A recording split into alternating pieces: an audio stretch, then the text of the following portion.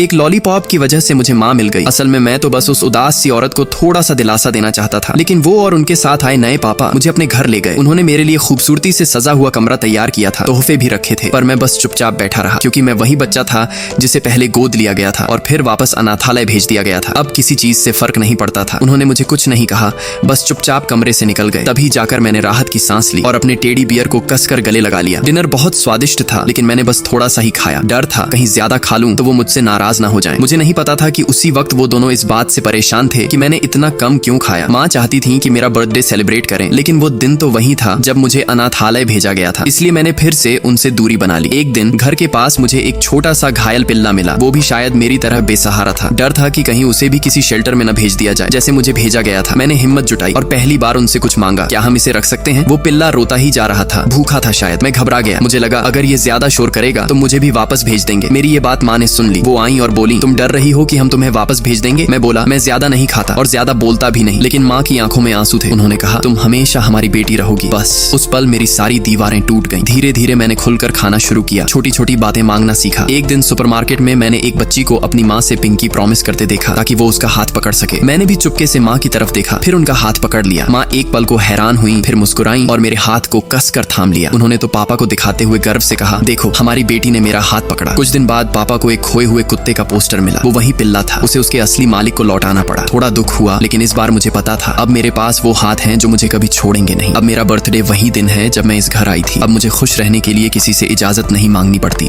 दोस्तों, अगर आप भी अपनी माँ से सच्चे दिल से प्यार करते हो तो प्लीज कमेंट में जरूर बताना।